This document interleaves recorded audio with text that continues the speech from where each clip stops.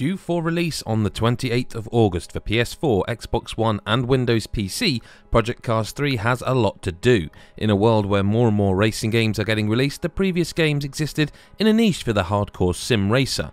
Despite the fact that Codemasters purchased developer Slightly Mad Studios in 2019, this game is still under the umbrella of Bandai Namco Entertainment, who kindly gave us access to a PC preview build to base our impressions on.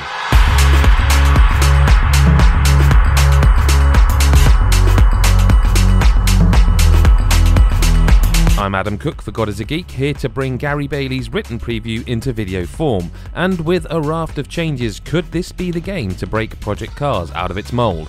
Let's get into the preview then.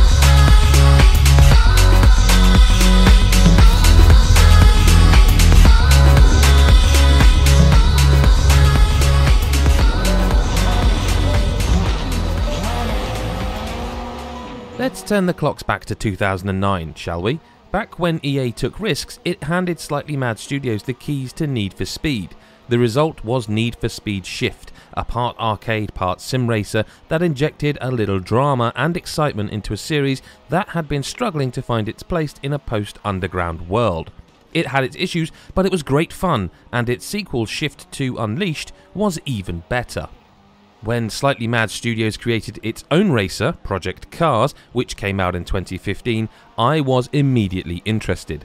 This was a full simulation, however to the point that its controls weren't entirely suited to a controller. This was somewhat improved for the 2017 sequel, which resulted in one of the best representations of real motorsport.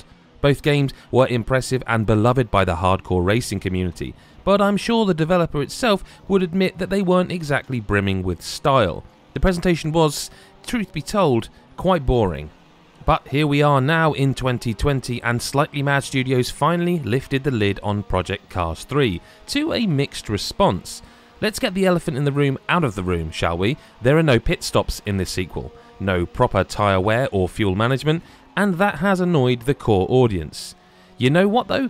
It has not stopped the third game from feeling as realistic to drive as its predecessors. Played without assists, Project Cars 3 feels as tough to drive as it has always been. In fact, I would say that assists genuinely change the way each car handles, way more than the previous games ever did. Which brings me nicely to the biggest improvement: controller handling. Even Project Cars 2, a fantastic racing sim, struggled with controllers. The handling was way too twitchy, requiring a feather-light touch, and although it could be argued that it was realistic to have to fight your car at every turn, it wasn't exactly fun. At least, not in the same way as a Gran Turismo or Forza game. Slightly Mad Studios has really taken it to heart, highlighting its commitment to controller players right from the start. Honestly, the moment I reached the first corner in Project Cars 3, I was blown away by how smooth it was. There's no twitchiness, no awkwardness, and I tried cars from all classes, starting from my Honda Civic to the open-wheeled Formula B cars and even an Aston Martin Vantage GTE, and it always felt within my control. If I went off track, it was usually my own fault, not a result of the handling.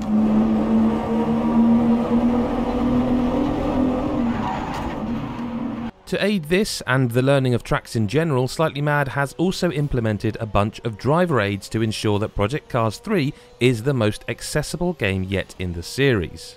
From steering and braking assists to traction control and stability control options, the usual options do appear, but one that stands out is the new track guide. Instead of using the usual green to red racing line, there are now simple markers on corners. One tells you when and where to brake, one tells you where the corner's apex is, and the last tells you the best exit point and when to accelerate out of the bend. It's very similar to the ones seen in MotoGP 20, and it really does work. It comes in handy when you're aiming to master corners on each circuit, something that was last seen in the developer's Need for Speed games. Doing so will earn you extra XP, and mastering all corners will earn you a bonus. This helps to earn a little extra cash or to unlock bonuses for specific cars, which always affects the career mode even if you're playing in custom event mode. Career seems to have changed an awful lot. As much as I loved the simplicity of choosing a starting class in Project Cars 2 and following its thread to the highest point, it didn't exactly have a definitive objective, making the previous games a little directionless. Again, this has led Slightly Mad Studios back to Need for Speed Shift, as you start your career by buying a road motor, with the aim to compete in grassroots competitions, working your way all the way up to the likes of GT racing at the biggest circuits around the world. You can upgrade your starting vehicle to take it to the highest level you can, or buy new cars and make those more competitive. Each event in the career has a few optional objectives, such as drafting an opponent for several seconds before overtaking them, which earns bonus XP and unlocks further events. Again, another little idea brought forward from the Shift days. All these things combine to create something very different from the existing Project Cars games, which will certainly turn off some of the hardcore sim fans, but just might appeal to a larger audience. And it's not without flaw, but that is to be expected in an unfinished build. The AI is way too aggressive, but in that frustrating way where it essentially drives you into a corner, locking both cars together and forcing them off the track. This kind of thing simply should not happen in modern races, but work is still being done on the AI, so hopefully this will be fixed for August's launch. It could also do with a bit more customization in custom races, and honestly, I'm still not sure why dynamic weather isn't an option. You can only choose the starting weather and how it will change by the end of a race. It's not a deal breaker, but it's just a little bit disappointing.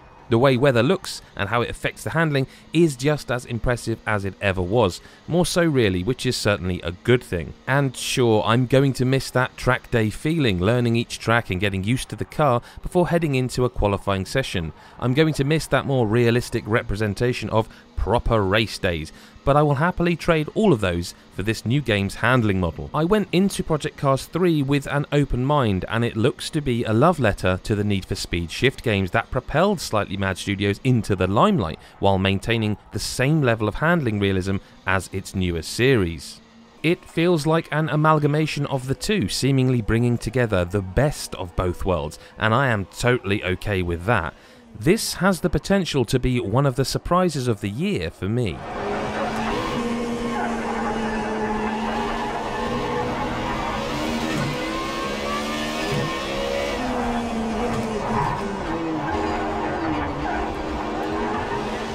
If you're interested in this game and you're looking forward to its August release, make sure you subscribe to God is a Geek. Make sure you hit the notification bell and you will never miss, well, you'll never miss when our video review of this game goes live. I'm guessing nearer the time, don't know right now, but it does seem that Gary has been very impressed. This is back to being me now. I'm Adam speaking as me, not reading Gary's review. Leave us a comment, make sure you hit the old thumbs up button, and hit us up on Twitter at God is a Geek or Instagram. It's God is a Geek everywhere, and you can find us there. Thank you so much for watching, but again, subscribe, it really helps, and we'll see you in the next video. Bye bye for now.